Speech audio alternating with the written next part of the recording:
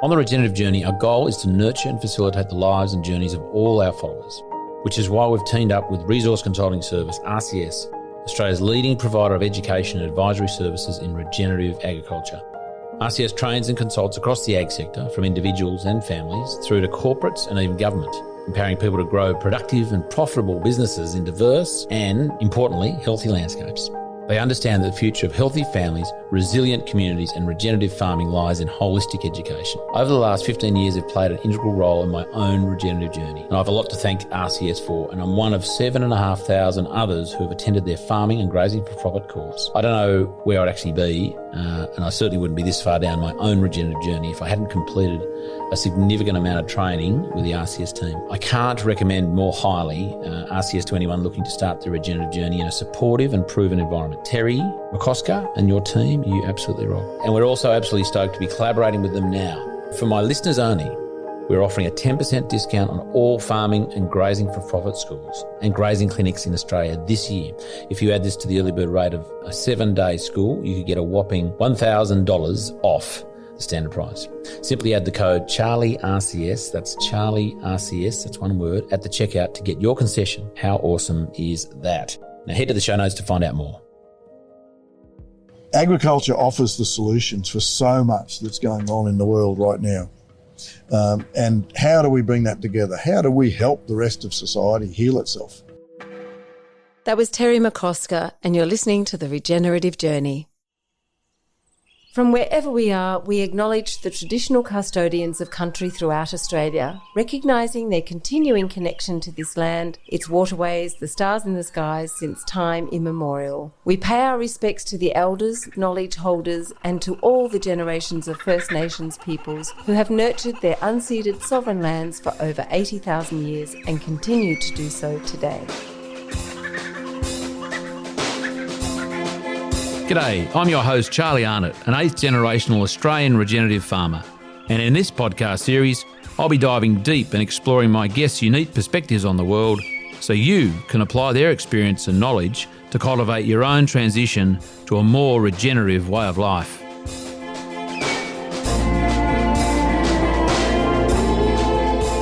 Welcome to The Regenerative Journey with your host, Charlie Arnott.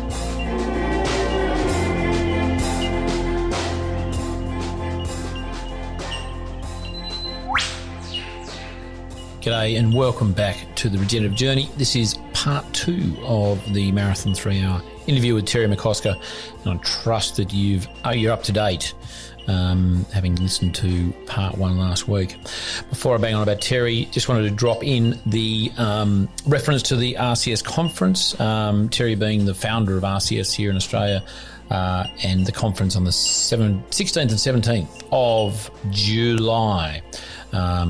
Go to the RCS website, RCSC 2022, for all the details. Grab your tickets and get yourselves there. It's going to be a ripper of a conference. It would have been put off 2 years ago. 2020 was the year that it was sort of a conference. Their plans for a conference were thwarted.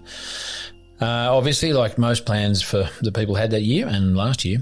So they're having another red hot go on the 16th and 17th of July in Brisbane at the Exhibition and Conference Centre there. Just a little thing that I went to a wonderful function the other day, and there was a number of corporate, reasonably large corporate representatives there. Excuse me. And it was all about sustainability and what those different companies were looking at to improve essentially their sustainability credentials in their businesses. I was asked to present on regenerative farming and dare I say sustainability, or as I said to the group, really need to be looking at a regenerative kind of a use of language. Just a bit more on point as opposed to a sustainable sort of flatlined situation type of language that, a lot of companies, and understandably it's new and for them it shouldn't be, but it is, so sustainability is a catchword, and I just think that, any word that you can drop in there instead of sustainable that actually identifies an improvement, excuse me, in environmental, ecological credentials, if that's what we're all aiming for. So back to the story, we were chatting a number of the probably 3 out of 4 of the corporates there as a proportion all said that they were looking very carefully at electric cars. Excuse me. As part of their fleet, whether it's trucking fleet or they're just offering it to their staff and that sort of thing. And it was interesting because I've always had a interest in solar, but ever since the sort of the car thing started, my thoughts have always been, or my questions and queries have always been, well, so what are we trying to do generally by having electric cars? I mean, one of the main things, as I understand it, is if you're driving an electric car, you're not burning diesel or petrol in the motion to propel that car along, which sounds fine. But I'm always inquisitive as to, well, how much, not necessarily petrol or diesel, but how much coal potentially, or gas, or maybe wind, but that's a whole other story. Or solar is actually used in producing electricity to then be available to the charging stations where those cars are then charged up. Whether that's a free NRMA one or you've got on your house or whatever. I mean, that at the end of the day, that electricity that's driving that vehicle has been generated by the burning of, most likely, or a high proportion, of fossil fuels, which, so I'd love to see, and if anyone can direct me to where a really serious at arm's length third-party audit's been done on the, sort of go-to-woe audit of a car being manufactured and running on petrol or diesel compared to a car being manufactured and running on electricity, and sort of, if it's the first 12 months of its life, let's just say, and what's the impost, the impact on the environment if we're looking, measuring carbon emissions. And I know that in electric cars there's many more, well, from what I understand, rare earth metals in the componentry of the cells and the electrics of those cars. And with my experience with understanding wind farms and all of the things that they present to us, rare earth metals are mainly mined in China, and the extraction methods are not at all friendly to the environment or the people in those neighbourhoods, in those regions. So I guess that's what I would love to find is an audit, a really clear, concise audit that identifies the benefits of doing that. Because the other thing that, and someone at the lunch did mention, is the I know it might have been after, but anyway, EMFs, the electromagnetic frequencies, or that sitting on a battery basically, or in a car that is has a lot of electricity running through it. There is something in that. Dr. Patrick McManaway talks a lot about that in his subtle energy workshops that he runs, or was running until he couldn't probably fly over here. So that's another thing I think about, is we're sitting in these right next to these batteries, and a lot of electricity, a lot of motion, a lot of circuitry in these cars, and I just don't know what that does to us as people. I know what it does when you sleep in your bed and there's a active power point beside your head, like in a hotel or in your own home even. You'll often wake up feeling very foggy. That's a real thing. So anyway, so jury's out for me with the electric cars, to be honest. I just don't know what to think of them. Is it greenwashing? Is it actually, stopping generally less fossil fuels being burnt to a point in its lifestyle, in its lifetime? What do you do with all the componentry when it's finished with? I don't know how recyclable that stuff is. Anyway, just food for thought. Jury's out on that one.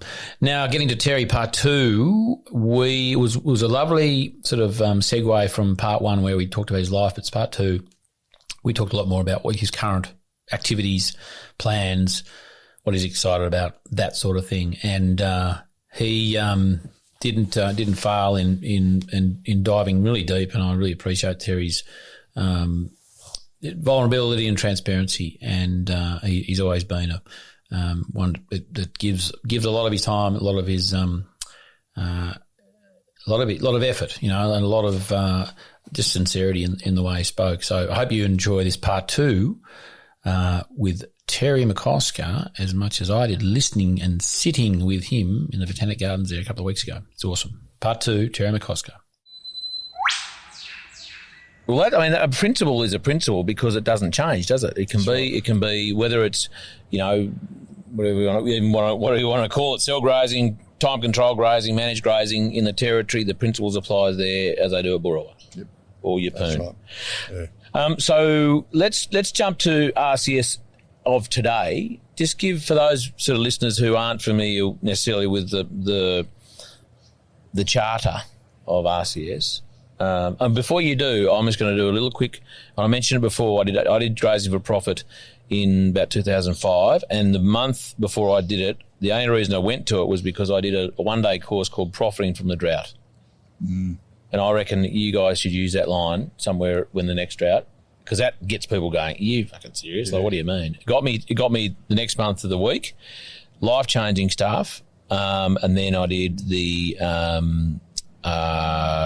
what's the next one? Not Executive Link, before Executive Link? It was Graduate Link. Grad Link. Did the Grad Link for 12 months and then did the Executive Link for 3 years. Yeah. And I have to say, it's one of the things that created the structure and the friendships and the relationships that still exist today that got me on my own regenerative journey, really got me off to a wonderful start.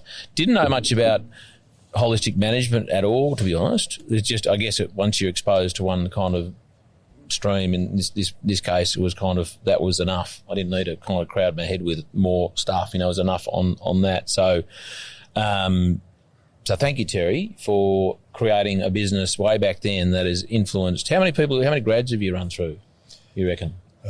I'm not sure, actually, but it'll be somewhere around 7,500, 8,000, maybe 9,000.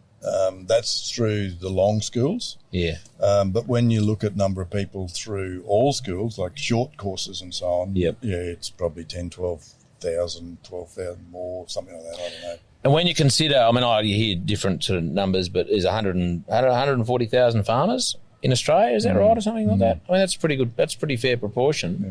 Percentage that have been exposed to this pretty, I believe, pretty critical information. So tell us about RCS now, Terry. What's your role in the business, and kind of what are the sort of the main focus for RCS now? I think my role's now is sort of more of a bit of a father figure in the company. I don't run it. I've got a really, really good team in the management team. There's 5 people there that are just brilliant at their jobs and got the passion and the ability to take it forward. So I don't get involved in the management. I still sort of help. I guess I'm the keeper of the vision in a way. Yeah. And the vision has been the reason for our existence since the early 90s. And it's kept us going. We've been through bad times, we've been through good times, and like any business, we have our droughts as well. And I think that just sticking to the vision and knowing why we're in business, that's really, really important. I guess to keep a vision is probably one of my main roles. And can you articulate that vision, like the really short version of that vision is that we support farmers who are the most noble professionals in the world to deliver on their real purpose, which is healthy food production. That's the short version.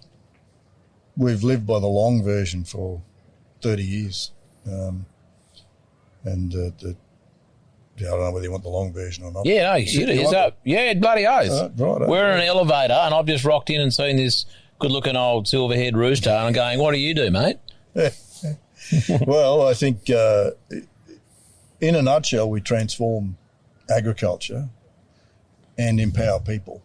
Because you don't actually make transformation without empowering the people to make the transformation. We don't make it, and I've always said that my role is not to change. I can't change agriculture.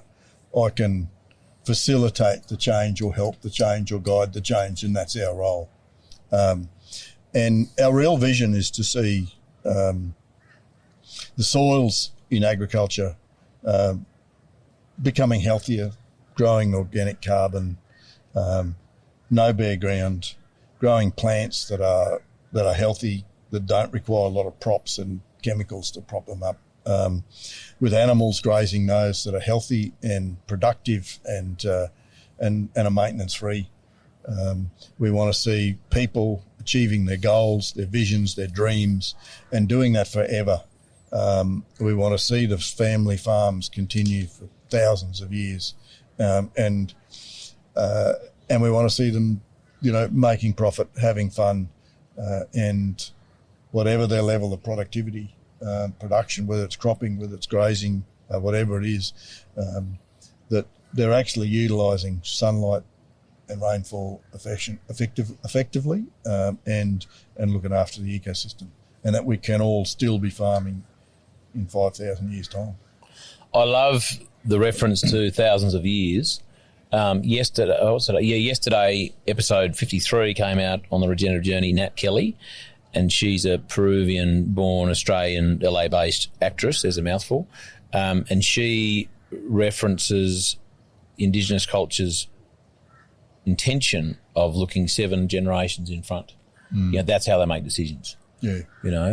And so that conjures up, that's, I don't know how many years is a generation? Is it 30, 40, 70? I don't know what it is, but 1,000 years, that is a noble cause, isn't it? It is. And I've always sort of thought that far in advance, because that's where we need to be thinking. We can't be thinking about tomorrow or this week. We've actually, when you're running land or you're managing an ecosystem, you've got to be thinking the long term for it. And we've got to be thinking generations in front. One of the epiphanies I had once was I was in Argentina, and we met a family that had a 700-year vision. And they were farming 100,000 hectares at that stage, and they didn't own any of it. And what they said was that because even if they took over a farm on a 1-year lease, they farmed it as though they were going to farm it for 700 years. And they said what had happened would then the landowner would come back and say, gee, we like what you're doing to the land. You can go for another 4 years. And the leases would keep getting extended. And I just loved that idea of having that 700 years, or that much longer vision of what it is you're trying to achieve. Talking about achieving things too, Terry, let's talk about the conference that's coming up in 16th and 17th of July here in Vegas. Not too far from here, isn't it? The exhibition, it's not far from here, is it? That's right. Yeah. Across the river. Tell me when this bloody Kubota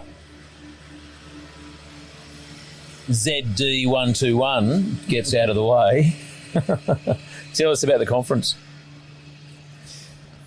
We every 10 years, we started 20-odd years ago, we ran a conference to celebrate 10 years of grazing for profit in Australia. Yeah.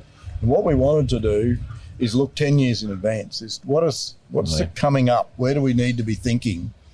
Where do we need to be taking our guidance for the next 10 years? And so we brought people like Arden Anderson and Elaine Ingham, the Soil Food Web and Soil Health and that sort of stuff out here then. And then 10 years after that, we did another one and we looked 10 years out again. Where do we go from there? And that's when we started introducing Patrick McManaway and Subtle Energy. I want to talk about him. And animal health, sort of human health and things like that coming into the system. And now what we're seeing is a whole lot of convergence happening globally. And so the name of this conference is Convergence. And we're looking at where's the convergence in microbiomes, for example. We started out in microbiomes and really there's a massive knowledge converging around microbiomes. There's a convergence of human health and land health and soil health and crop health. So we need to understand how those are starting to come together. Where's that future lie? What's the future economies look like? What's the future for money? What's the future for us? Where should we be focusing in the next 10 years to be continuing to lead in regenerative agriculture going forward.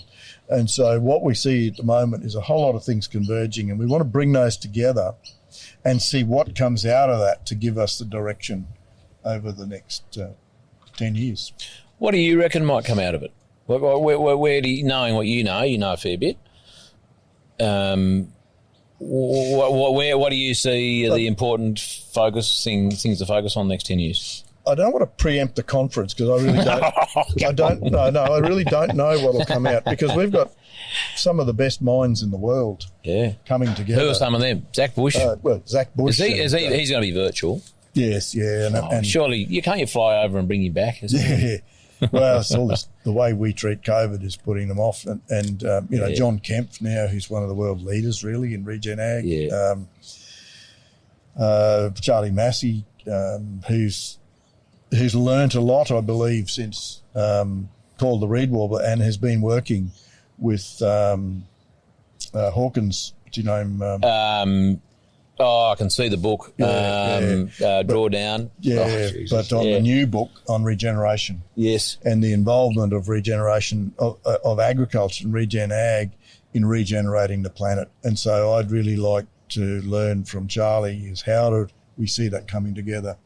Yeah. What I see is that there's a very narrow focus at the moment on carbon.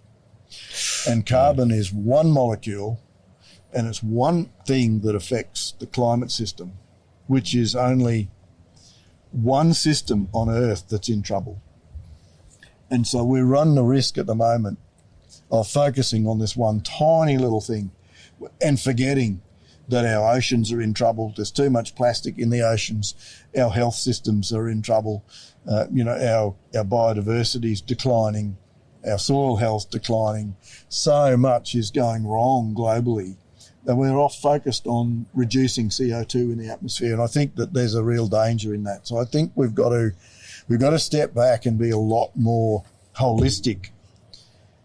Agriculture offers the solutions for so much that's going on in the world right now. And how do we bring that together? How do we help the rest of society heal itself? And we've got to firstly do that by healing ourselves. It's the old physician, heal thyself first. Saying, and I think with agriculture and farming, that's where we've got to start. We've got to start by healing ourselves, healing our land.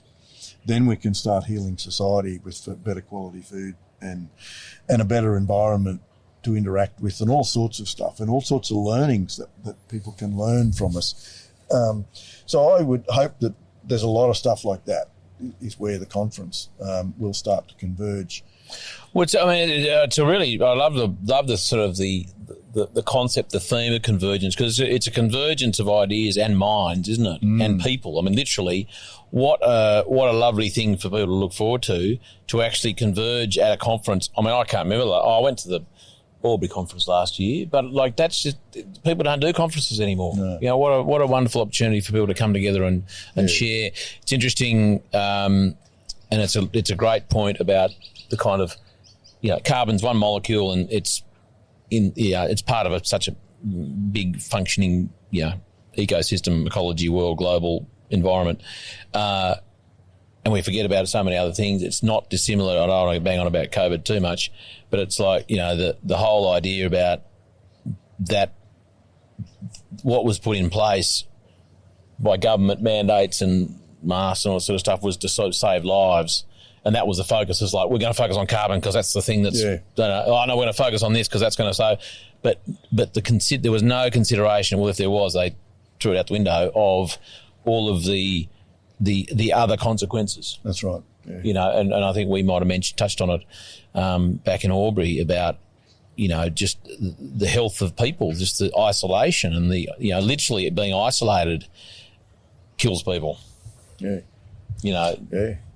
There's going to be so many downsides to the way this was handled for the next 20, 30, 40 years.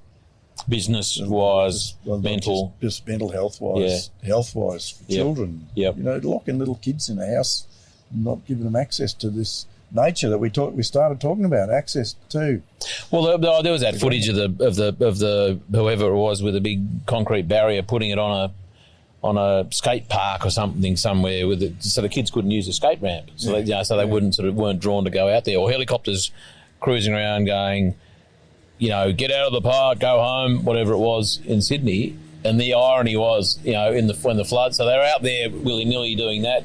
And the irony of the floods, they couldn't get helicopters there for a bloody week. Yeah. And the ones that did turn up were carting the media around. Yeah. When there were people sitting in their bloody roofs of their homes for 3 or 4 days with no food. Yeah. Yeah.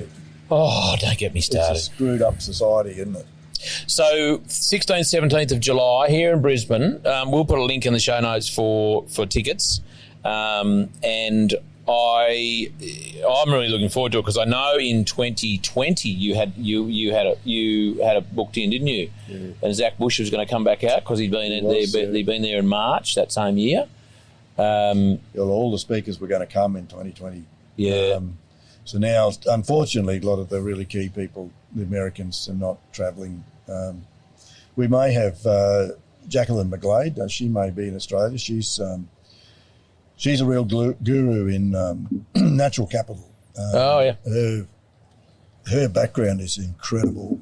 And she was head of the EU environmental section for many years. Then she was the chief scientist in the UN for many years. And now she's on a crusade to help monetize and measure natural capital, and she's amazing, and so she's one of our keynote speakers. Well, not many people have probably heard of Jacqueline, but she's somebody that you're going to hear a lot more of in the future, I think.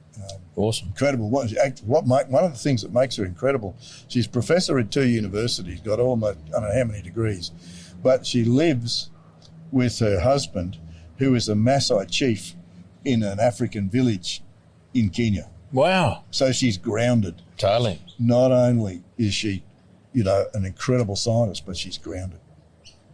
That's awesome. I didn't know that. And she's a systems thinker. And so is she going to be here? No, you're not sure? Well, she's hoping to be out here. Yeah. So we're hoping that she's going to be here. Let's talk about natural capital for a minute, Terry, because I know we had a little joke there before we started, your involvement in that element. Well, you've been involved with that element, I guess, since the point of conception. There was carbon in you somewhere, but your interest and your involvement and your influence in the carbon. I use the word carbon market, but I guess the concept of carbon having a value and farmers leveraging that. As you say, and I totally agree, I think that's where you sort of headed. There's carbon and which is one part of a natural capital kind of portfolio, if we can use that word. Tell me about, where do you see it going? I mean, let's talk about Carbon Link, because you've been at that for some time and slogging away and, pioneering, and then, there's been a tipping point, hasn't there? Yeah. I started thinking about carbon in 2000, and because we've got a lot of people that have been doing on the regenerative agriculture path that have been putting carbon into soils, and I wanted to see them get paid for that. I eventually got around to setting up Carbon Link in 2007. 2007, that long ago? Yeah, and we're going to be issuing our first credits this year. Good on you. So I think that, and if I'd known then what I know now, I never would have started. I was just too naive, too stupid. Well, not stupid, Terry. Well, no, I've always been stupid. Oh, that's right. You're the D-man. I am, and I'm always, but I'm also a risk taker. You were one of the pioneers of that market. Yeah, absolutely. That's not stupid at all. That's bloody. No, I don't know, what is that? It doesn't look stupid. No, right. But looking back at how naive I was, and what had to be done to get to where we are today. Yeah. You might have balked at it a bit. Oh yeah.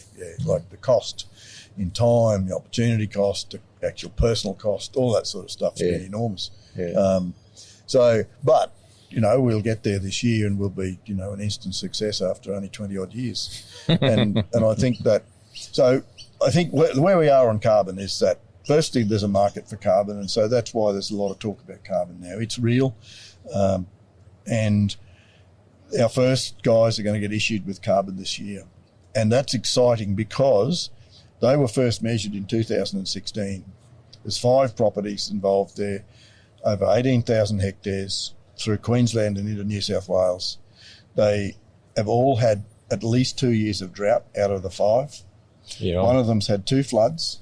One of them was totally burnt out in the 2019 fires. So they've had everything thrown at them. The Queensland guys have had, the central and North Queensland guys have had pasture dieback thrown at them as well through that whole period. And despite all of those obstacles, they have sequestered carbon and they will have carbon credits for sale this year. So through the ups and the downs after that 5 years, there's a net gain. Net gain. Even though on parts of some of their properties they've actually lost carbon in the soil surface, which is in the top 30 centimetres. Yeah. And so we've actually got enough data at the moment to be able to do a bit of economic comparison. And the economic comparisons are interesting. So average net income from carbon across these properties over the last 5 years per hectare per annum has been around $70 at the current price of carbon. That's if they were to, with the net gain, that's the value that is available to them in theory. Is that? Yeah, it's gone a bit beyond theory now. There's actually credits now being developed. Yeah. And there's a number on those. So there's still a bit. It's an asset though, isn't it? Like it's $70 per hectare of asset, which could be put on the balance sheet somewhere. Well, it will be. One day. Yeah. And we're talking millions this year. Yeah. So these guys who were pioneers and stuck their neck out and were game to give this a go back when there wasn't a market, when it was really dicey. So anyway, to me, the beauty of what it is they've been through all the normal stuff that agriculture gets hit with, and they've still sequestered carbon, and they've sequestered enough for it to exceed the value of livestock production over the same period. Wow. And that, the net value of livestock production. Yeah. All right. So if I compare EBIT per hectare per annum over that same 5 years for those properties to the EBIT per hectare per annum from carbon over those years, carbon exceeds the EBIT from livestock production. It's a sleeper, isn't it? It's a sleeper. Now that's a subtropical environment. It's probably going to get better as it goes further south, although productivity gets higher as you go further south as well. So I don't know how that ratio will hold as we go further south in Australia. But to me, that's now been proven. It works. The practices that people are using work. These were all really good managers. They're very good cell grazers. And it's the management practice that does it. Well, that's it. It goes hand in hand. So as you know, I'm generalising in some ways, as productivity goes up because of the management, it's actually that management that is, making the, producing, in a funny way, carbon as well, isn't it? Yeah. Well, it's actually banking that carbon. Yeah. At the same time, just recently, we've also, on 4 of those properties, have measured and valued natural capital. Yeah. And the average valuation on natural capital on a per annum per hectare basis is about 3 times the value of the carbon. So it's 70 per hectare of carbon, and that's say maybe 3 for the natural. So when you say natural capital, what are we also including in that those assets or that potential? So that is including now the trees. So for example, the Soil Carbon Project doesn't include the growth or improvement in the ecosystem through more trees, etc. Having more bird species, having more ground cover, having more biodiversity. It also includes social. So there are people within in the pilot project that we're currently running with natural capital that are also contributing to the community. Yeah. So they're opening up their farms. They're helping other people learn. And so that has a value as well. That has a social value. And you can put a value on that. Then a lot of that data was collected using satellite imagery plus photographs, records over time. And the difference between the natural capital project and a carbon project is in the natural capital, we've been able to go back into the past and look at, so we can reward the pioneers. Whereas a carbon project, if you've been doing regenerative for 20 years, your carbon project gives you nothing for that. It starts from the moment you baseline. So, whereas a natural capital, we've got tools and processes to be able to go back into the past. So I think that I'm hoping now that it's been through a reasonably rigorous process now to put a value on this stuff. The next step is to see, can it be marketed? Where's the market? And is there an appetite? Yeah, and it's got to be a volume market. Yeah. And I'm not talking, a biodiversity subsidy from the federal government, that sort of stuff. I think subsidies out of government don't last. They'll last a political cycle. They're not big enough to make a difference. This stuff's got to be market-driven. Carbon now is being market-driven. To me, over the next 3, 4, 5 years, I think we will see natural capital step up and become as big an item as carbon.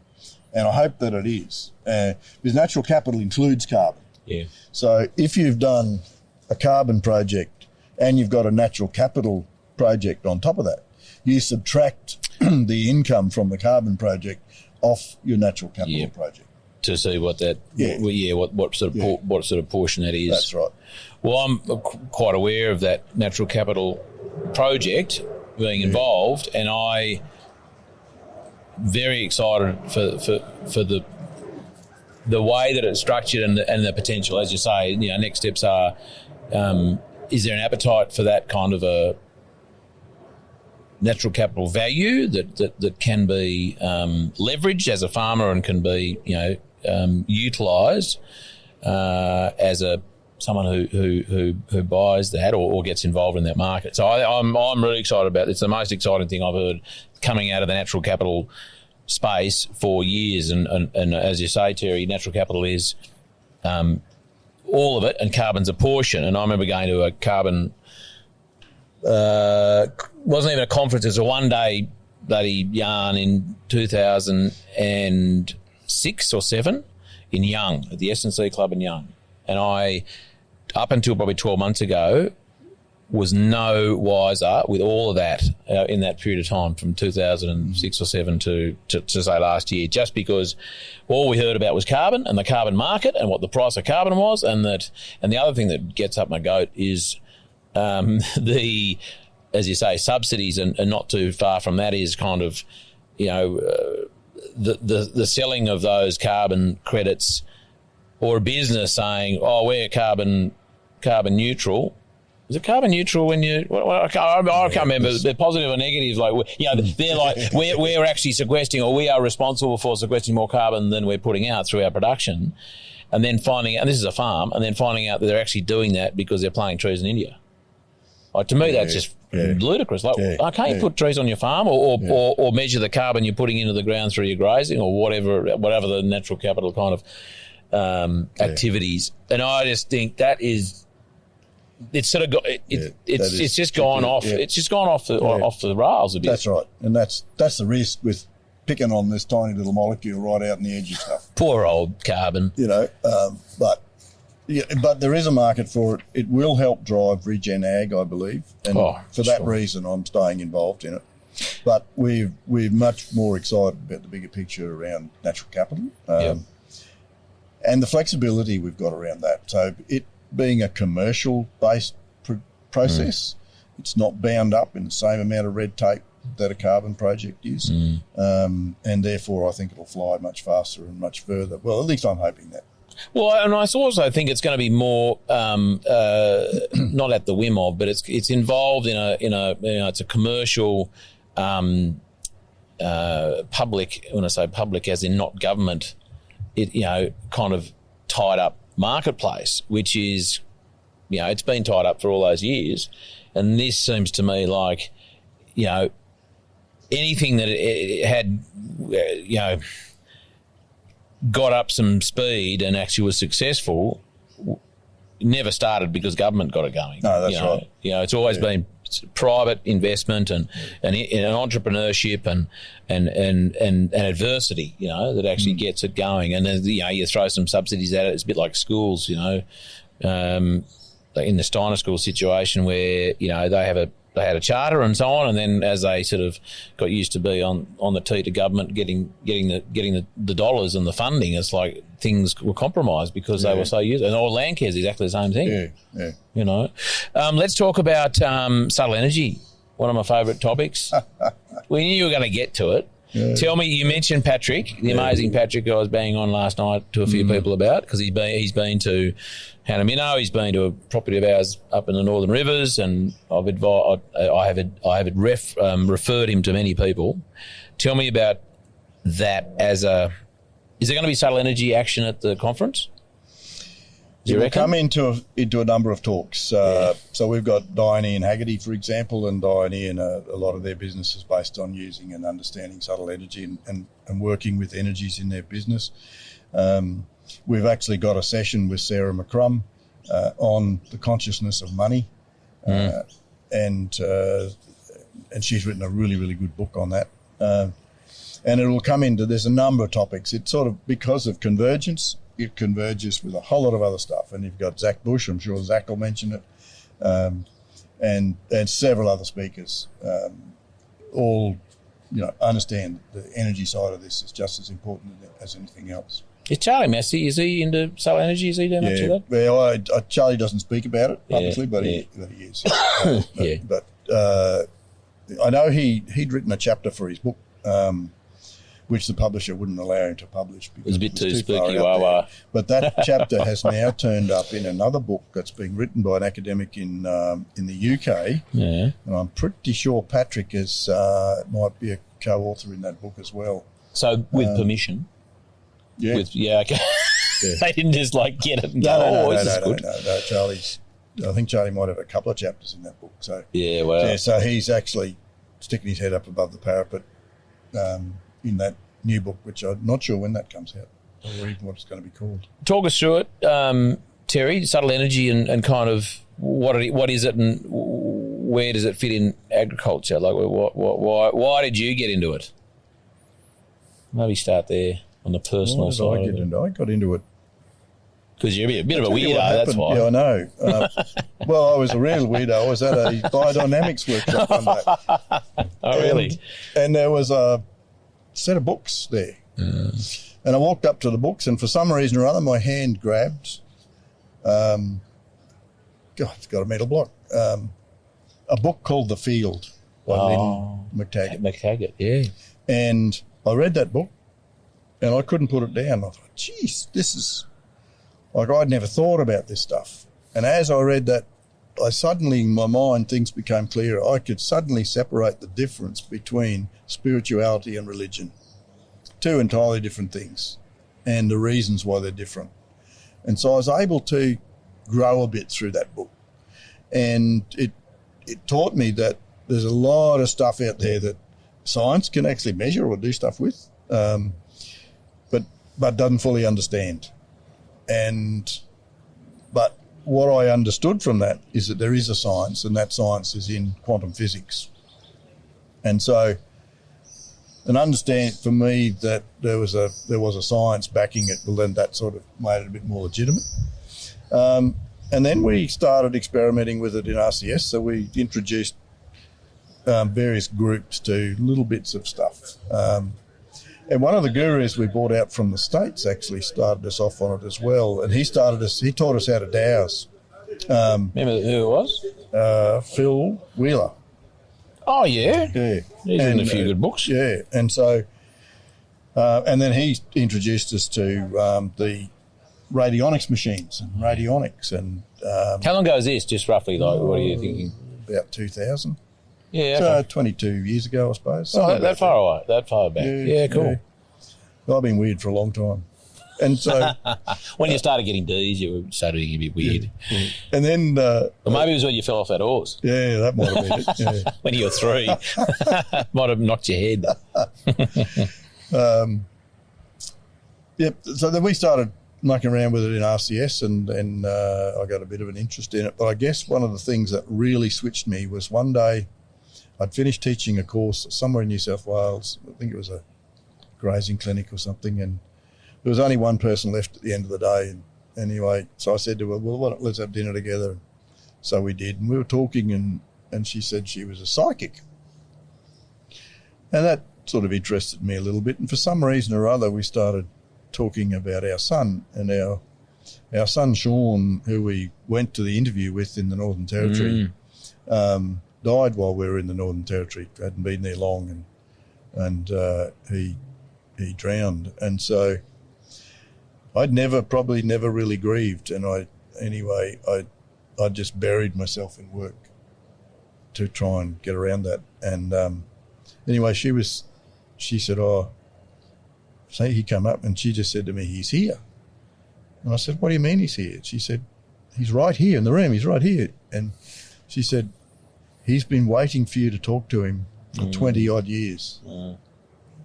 And I thought, righto. So I went home and I talked to Pam about it, and we had a big cry about it. And it was the first time we'd actually been able to talk about him.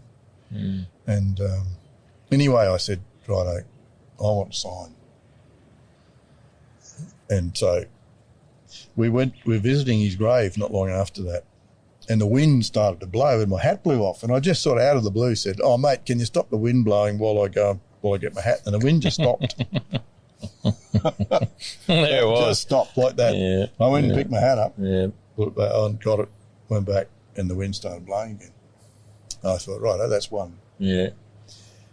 Later that day, we were going to the Woodford Folk Festival, and we went to a little property outside Kilcoy, and they had all these rondavels, and they were, which is a round African house, right? And each one was themed with an African animal, and they put us in the giraffe rondavel, and the giraffe was his favourite animal. Yeah, and he was buried with a giraffe, looked like a toy one. Yeah, and then I thought, that's two. We're driving home after that 2 days later, and my brother was in front of us, and we got towards Gingin, and he called me up on the phone and said, do you want to pull in for a meal? And we said, yep. So he pulled into a pub we'd never been in before, and we walked into the dining room, and there on the wall was a picture of a giraffe. And I said, that's three. That'll do me. And so from then on, we talked to him, and some of the stuff that he was able to do for the family, and we talked to the girls and said, look, your brother's available for you to talk to. And she said to me, he's very powerful, a very powerful spirit, this medium. Anyway, and he was, like, some of the stuff he could do was just phenomenal.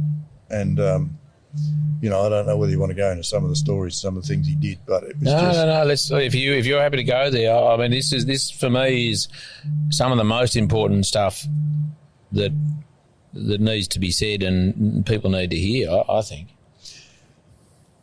I will go there because if people are grieving the loss of somebody, there's stuff in here that's helpful. For that reason, I'll go there. Totally. Kelly, our eldest daughter, who works in RCS now, runs the show at home, one of our senior management. She was in Spain and she was walking the Camino.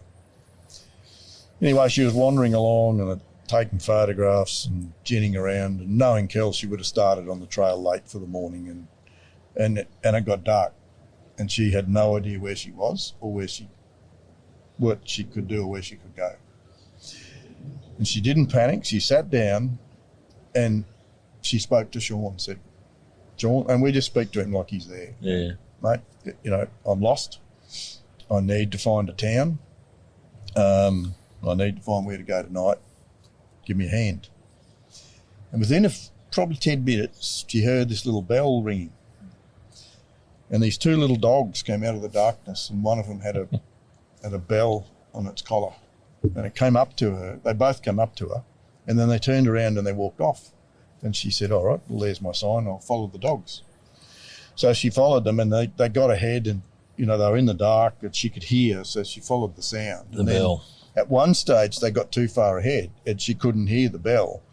So she just stopped again and said to Sean, I can't hear them. Can you send them back? And back came the dogs. And so she followed them, and she got to the end of a village, and then she knew where she was and where she had to go. And she said the dogs just vanished.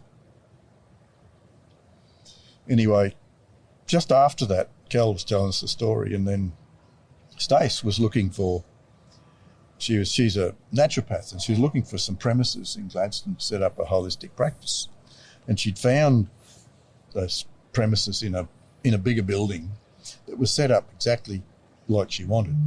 But I think it was going to be, no, it wasn't set up like she wanted. It was open, and then she designed it the way she wanted it, and it was going to cost her $50,000 to do the fit out.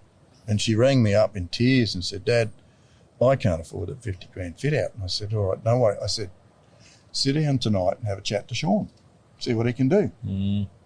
The next morning, the real estate agent rings up and said, "Stace, the people 3 doors down from that one in the same building rang me last night.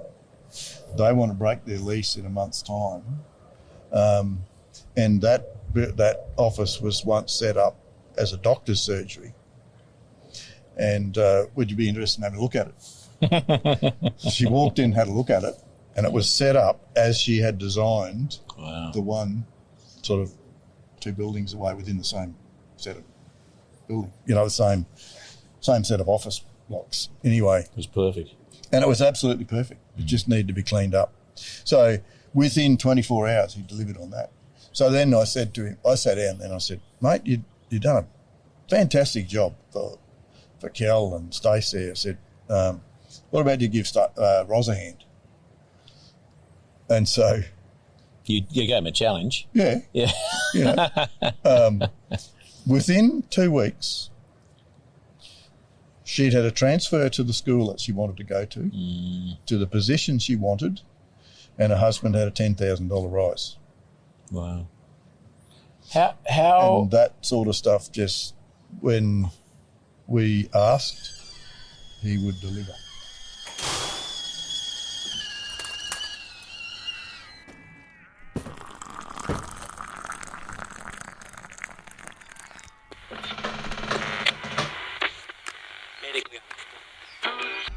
Looking for more information to assist your regenerative journey? Come join Charlie and his guests around the kitchen table, an online community of supporters with exclusive access to the Regenerative Journey interview transcripts, live online Q&A sessions, a chance to engage with other like-minded people and more. Go to www.charliearnott.com.au/the kitchen table, and we look forward to sharing a yarn with you. Now let's get back to this week's episode. And just getting back to the spirit group we have, and we talk about, nature spirits and elementals, and there's plenty. I can't see them, but I'm sure they're all I've seen them a couple of times. Have you? Yeah. Nature spirits I've seen. When I really concentrate, I can see them. Well, that's a. I don't know if honour's the right word, but clearly they only do that when they reckon the observer can handle it. So that's fantastic. There's a great book I picked up the other day, Ogilvy Crombie. Yeah. You know him? Yeah. Fascinating stuff. Yeah. I found it. I stayed at a mate's place the other couple of days ago, and it just jumped out at me. Hadn't heard of him, and I got goosebumps just thinking about it. But and the message there, and he talks to Pan, and is they're just, and as are angels and archangels and so on, they're just looking to help, and they're just like literally standing around going, "Give me something to do," because that's my gig. Our problem is we're too ignorant to ask. Yeah. How? I mean, is there kind of a protocol or an etiquette, when one wants to approach or engage with a loved one that they've lost? Or well, with Sean, it was just a conversation, just whenever it was necessary. I used to use him when I was flying. So if I was flying and I got into a tricky situation or there was a bit of cloud around, I'd just say, "Sean, can you just open it up so I can get back down the safe way?" And she'd just open up. Like there'd be holes there, whatever I needed a hole in the clouds, there'd be one. And like he could do stuff really, really quickly. And it'd be just a normal conversation. I didn't have to get into any space or anything like that. But to talk to nature spirits, Aboriginal spirits, tree spirits, a lot of those things I find, or animal spirits, I find I have to bring myself into a sort of a fairly meditative type of state. Okay. Try and get into the alpha state. Yeah. How do you do? What do you do? Is it breathing? Is it? Well, I did a course on alpha dynamics, and that sort of taught me how to get into the alpha state fairly quickly. And so I still have some of that ability. I don't practice it enough, but it sort of, again, it comes back to intention, and you just got to shut off everything, and when your mind's quiet, then you know that you can actually start focusing. And sometimes it might take you half an hour or so to get to it. Sometimes it might take you minutes to get to that state. So I find to talk to nature spirits, but sometimes it can be really fast and sometimes it comes to me. So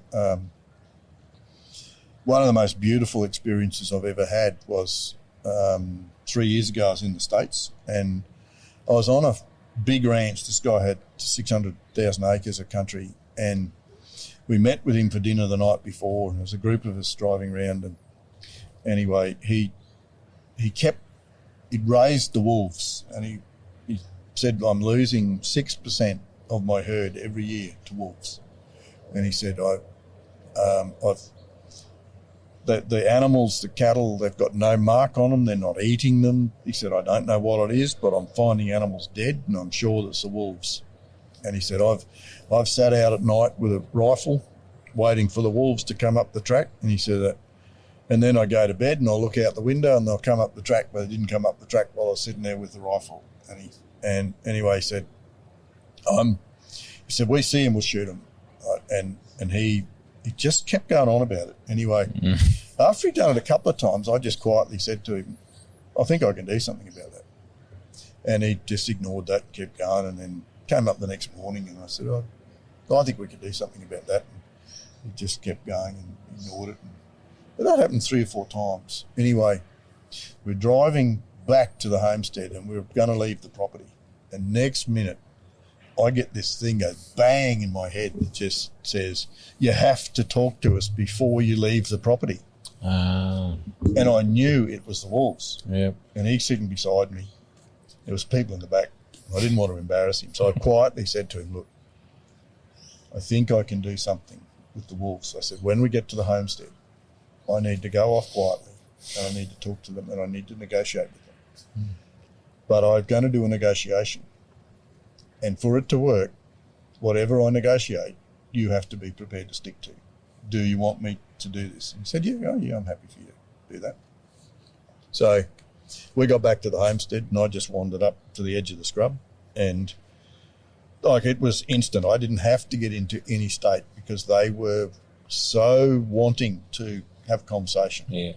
And for some reason, they knew that I'd been thinking wolves for 24 hours. And so they knew that. They got that message.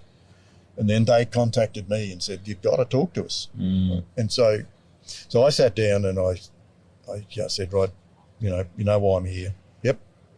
Like the answers were coming back just instant. And there were 4 packs, and I was communicating with the male and female alphas in each pack. I was dealing with 4 packs at once. So 8 animals. Wow. And all coordinate. They were just all coming back instantly. And so I said, right, this is a negotiation. Yep.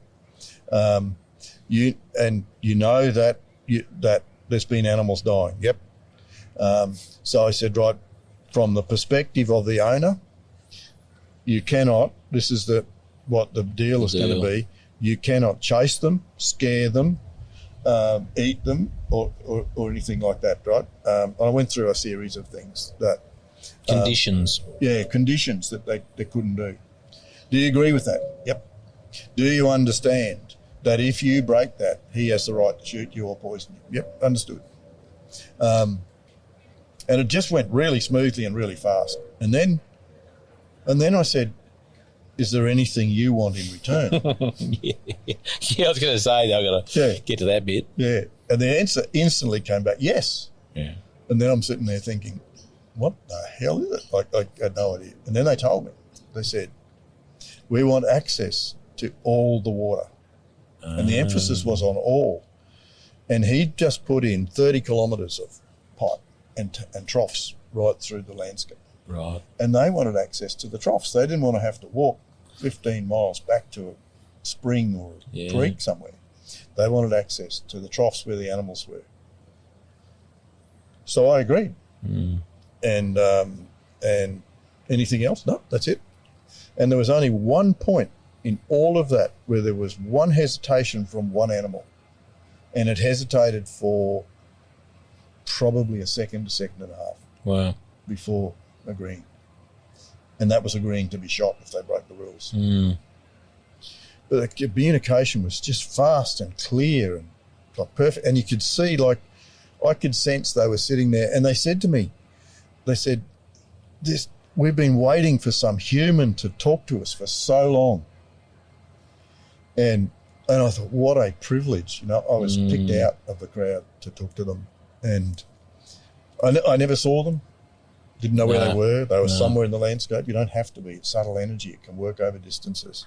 Anyway, the coincidence in this is I went back and said to him, you know, what the deal was. And I said, you have to agree to this. None of your staff now, nobody that comes onto this place can do anything to harm wolves. Well, the deal will be off. Or the deal will be off. I said, that's the deal. Anyway, that was August. And in November that year, Nicole Ragland was out here from the US. And her boyfriend, who was a lawyer, happened to be on the property of this bloke, Nelson. And they were negotiating with some Indians about some water rights or land rights and stuff. Anyway, I said to Nicole, ask, whatever his name was, ask him to ask Nelson whether he's had any trouble with the wolves. And because, I mean, what a coincidence that she was just visiting Australia and never planned to visit Australia. She just happened to be, her boyfriend happened to be on that property, happened to be talking to this particular bloke, and I'm at the other end of it. And they were, the reason it came up is they'd been talking about me. Over, like, the two guys in the States. And Nicole joined the dots. And I said, go back and ask them, has he had any trouble with the wolves? And she said, what's that about? I had to explain to her. She didn't want to ask. Anyway, and nothing. Had not lost the beast. And how long had that been? What was that? No, that had been 4 or 5 months at that stage. Nice. I haven't had a check-in with him since. I had a check-in with the wolves recently. They contact me again. Oh, really? How did that come through? Was it just like... come through. It just says, like, it's just a thing. Just talk to us. Yeah, right. Just, I don't know where it is or where it comes from or what it is. It just happens. But it doesn't happen very often. Like, that doesn't happen to me all the time. That's a very rare thing. Do you think you have to have a certain sensitivity, appreciation, acknowledgement? Like, I mean... Well, the process wasn't new to me.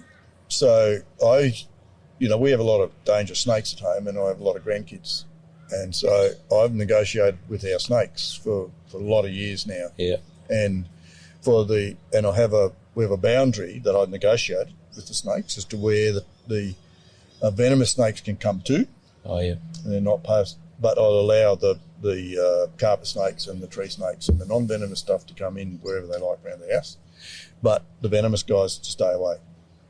And I have not seen a venomous snake inside there other than little ones. Now, every so often I find ones that are about a foot long. And I've realised that the snakes don't pass that through the next generation. So it's only the generation I'm talking to. But when I talked to the wolves, I was very conscious, and I said to the pack leaders, you guys have to pass this down through the generations. I want you, and this is part of the deal, that this message goes down with generations, and the pack leaders will control the pups and the adolescents, and they agreed to that. Whereas with snakes, you don't get that same agreement. And because they're not like packs. There's not like you're off, kid. Yeah, you're gone. Like you lay the egg and you're out. So there's not. So the only venomous snakes I find now are stuffed about a foot long, little babies. And they don't know the deal. They don't know the deal. And I had a brown snake one day. I was there was a group of rocks, and I was just playing around near the rocks, and he just reared up, and it could have struck me. Like, he was about 6 inches from me. and didn't, and just went straight back down into the rocks. Was he in your house zone? Yeah, he was in the zone. Like, he shouldn't have been there. He was a brown, and he shouldn't have been there. Do you think he was like, he knew the deal, but he was being a bit cheeky? No, he didn't know the deal. He didn't know the deal. He was too young. Yeah, right. He didn't know the deal, but he didn't strike. And that's because the deal I've got with them then is they've got, because we've got 30 acres, right? So they can have the rest.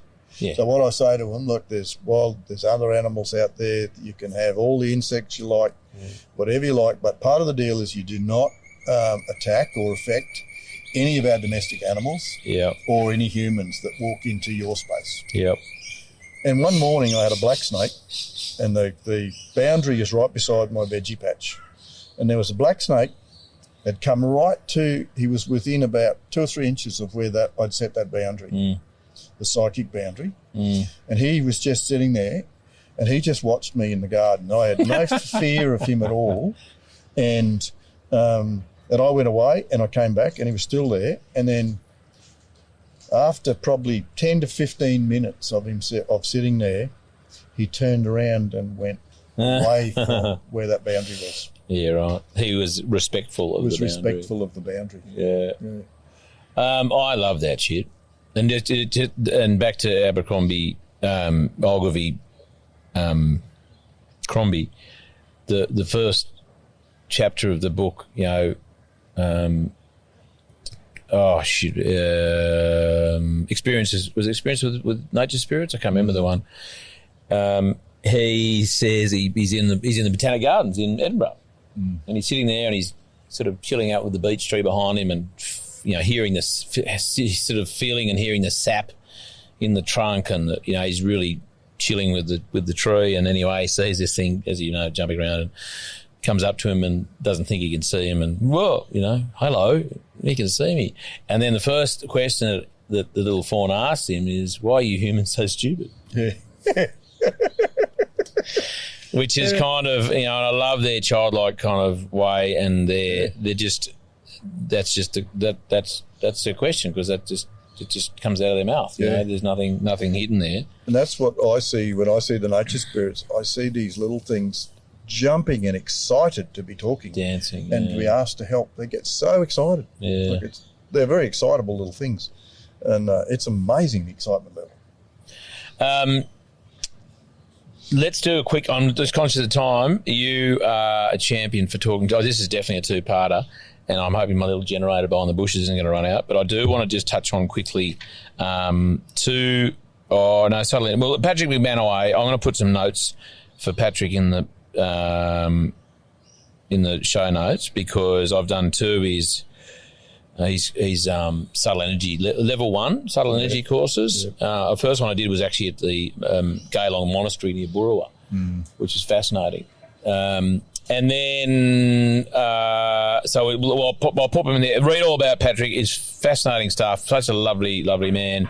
And the first time I really appreciated the use of the word grace and reverence. Because he just that's just him all the time, isn't it? Yeah, it's just. Is it when are we going to bring him out again? When's he allowed? I don't know when he's allowed. We'll get him back when we can. I hope so. I don't want to risk him having quarantine or anything. No.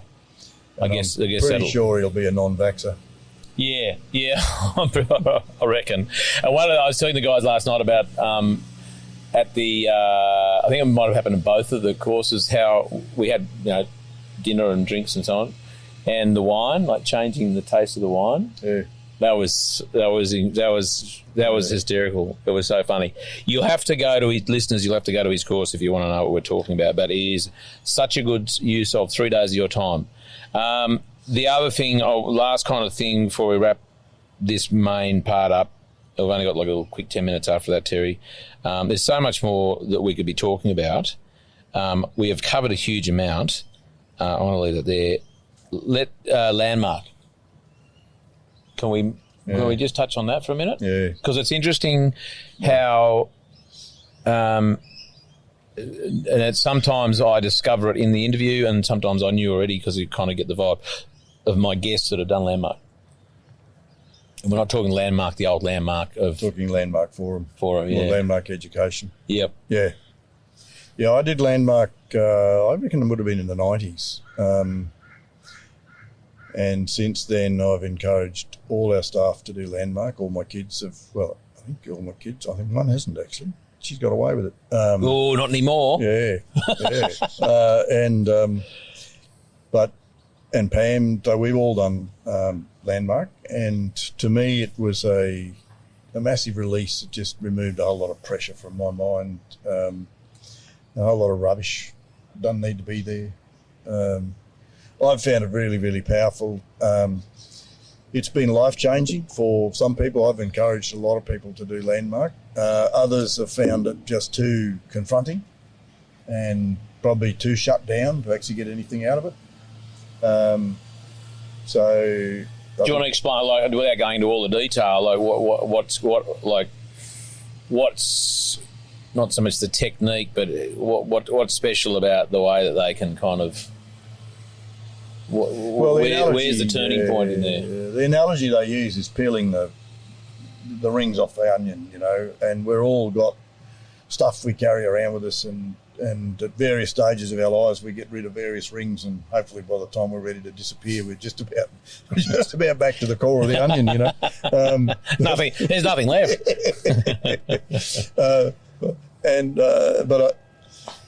But they take you through process. It's really about process, and it's my theory of it is that the worse your childhood is, the more you get out of the landmark forum, which is the first course. And I think that, and if you've had a really brilliant upbringing, then there's always stuff you can deal with. But I've had people come back and just say, oh, no, there was nothing there for me. There was nothing I could learn out of that. And I just think, geez, that's a closed mind. That's a really tight onion. And I don't know many people who've done that, though. Like have come out. I know someone wanted to got to Smoko the first day and went, oh, shit, this is too much. I'm going to just bloody explode. And they've bailed. But I always say to people, get through the first 2 days. You'll wonder, I always say, you'll wonder why I would have recommended it for the first 2 days, but hang in, because the real benefit comes the longer you stay. So don't walk. Yeah, because hang in. It's very American in the way they do it, and that's very off-putting to a lot of Australians. But that's part of the process. Yeah, challenging. Is to understand what's pressing your buttons. Yeah. And why is it pressing your buttons? Why do you allow that to press your buttons? And it can only annoy you if you allow it to annoy you. Yeah. So in other words, you're choosing for that to annoy you. And that's really one of the things you learn, is that how you respond is your choice. Yeah. And what you've chosen, how you've chosen to respond to any circumstance at any time of the day or at any point in your life. And it's how we choose to respond. And sometimes it's just habit, or it's old systems that give us that response. But we can break that, by choosing how we respond to things. And we choose to attach meaning to events in our life that really stick with us, don't they? That's correct. From childhood. Yeah, and it's when they explain it, there's a lot of good reason for that. So as a child, you have to figure out a way to behave to get through the world, to survive.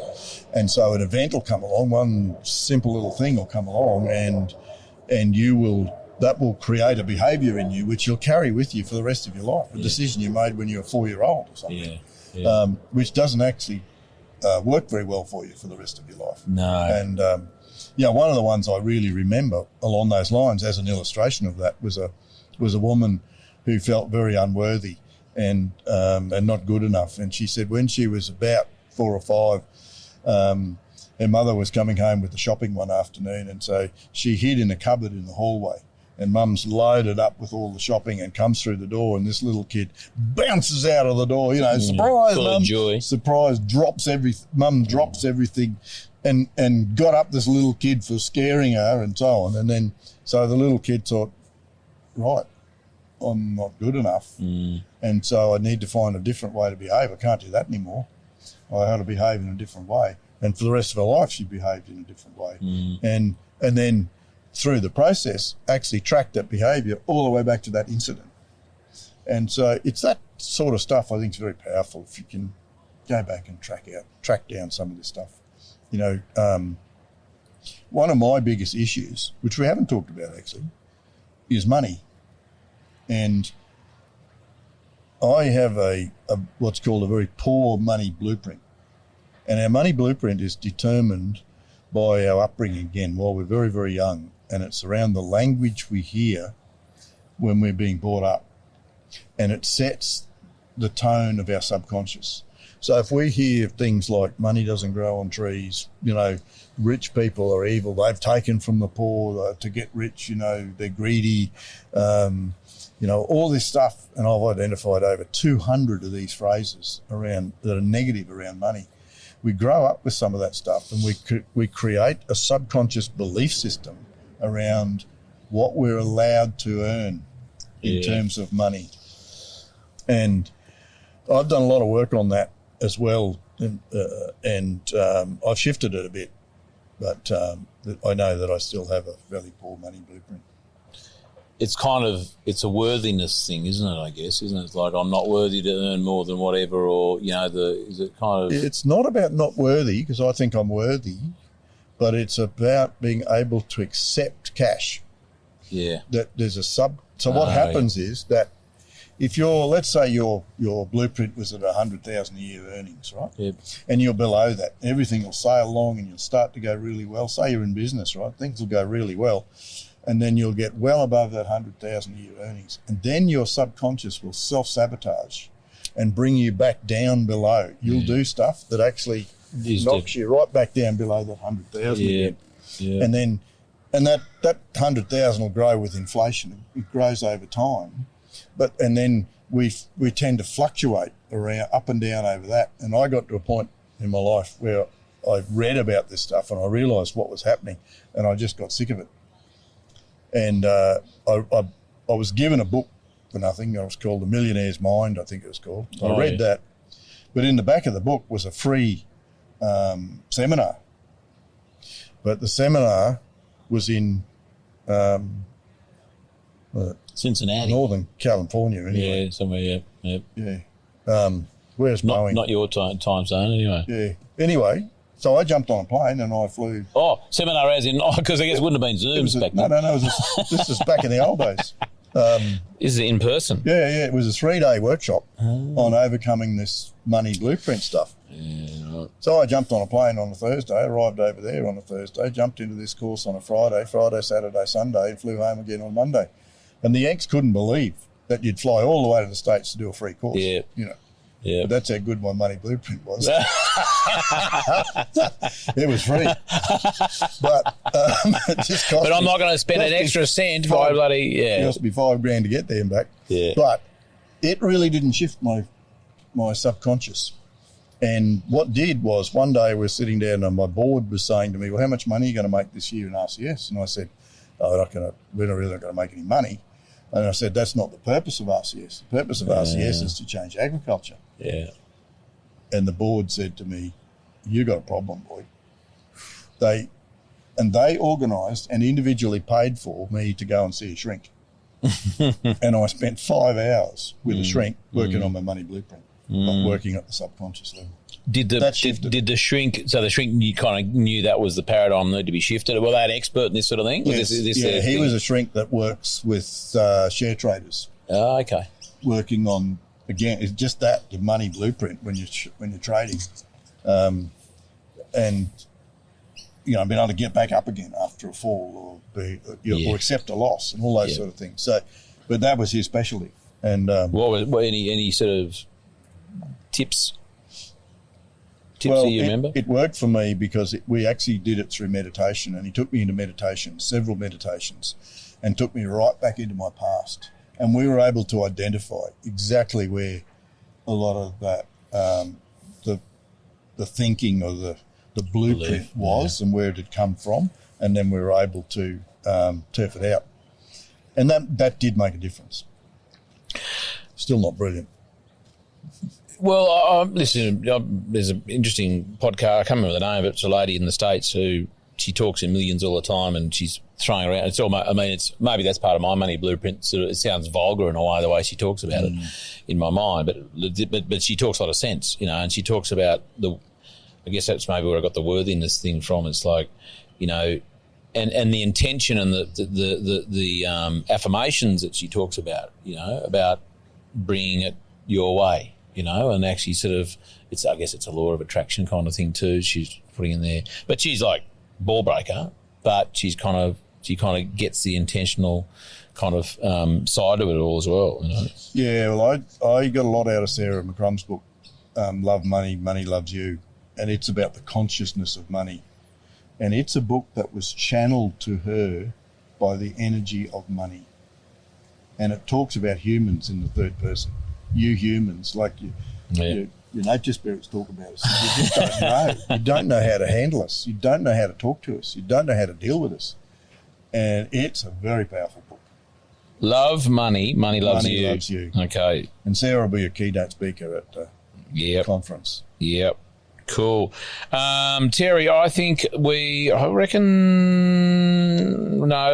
give it up. It's bloody, we're doing a Joe Rogan. It's 3 hours. I can't believe it. Jesus. Yeah, it is. And we'll just do a quick little one to wrap it up. I know. It's incredible. But, well, I'm not surprised because you are such a fond of information and it's a lovely little spot here. We've escaped the sun, or I have at least.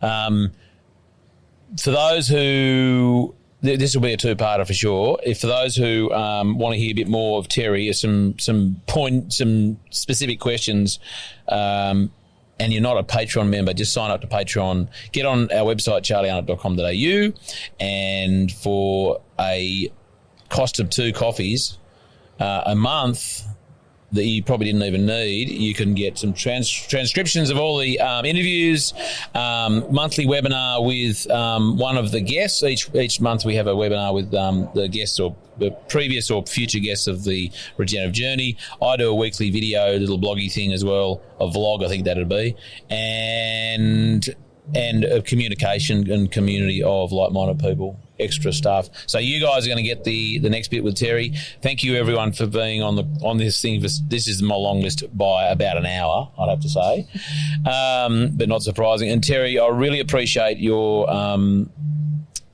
the conversation that you just took it where you felt and you were comfortable to take it. We went everywhere, and I think that's really important. And it just shows, and I trust the listeners and the viewers on YouTube. It gives them probably only really a snippet of what you've been up to for the last however many decades. And Terry's actually, I think, about 110, but he looks a lot younger just because of the way he lives, the biome, the bathing with his family all those years ago. He does look incredibly youthful. So Terry, thank you for your honesty and your vulnerability and just the wonderful stories you've shared. And for anyone who wants to hear more, go to Patreon. Thank you, Charlie. And I think one of the things I got to give credit to for my health and longevity is my wonderful wife, Pam, and my children, and the relationships that we all have. It's makes a hell of a difference. Well, I know, as a little sign-off, that one thing that RCS and Raising for Profit and the Executive Link and all the support programs you guys offer, one of the things that stood out for me when I moved into that space was the importance of people. That wasn't something that was really front of mind. It was all sorts of other things, but the importance of good people, family connection, community contribution, and having good people on your team. And so that's been, our focus for many years now, and always room for improvement. But I'm really pleased that was introduced to you by you and your team, and I can't emphasise how important that is to us. So thank you, Terry. And next week on the Regenerative Journey, I speak with Bart Davidson. I caught up with Bart at the Myer Grazing Field Day at Wilmot in Ebor in sort of New England, New South Wales. He is a wonderful fellow, complete polymath, such an intellect, and it was wonderful to catch up with Bart early that morning before he had other activities, other engagements, and grateful for his time. And I'm grateful I had the opportunity to interview Bart Davidson next week on The Regenerative Journey. This podcast is produced by Rhys Jones at Jaeger Media. If you enjoyed this episode, please feel free to subscribe, share, rate and review. For more episode information, please head over to www.charliearnott.com.au.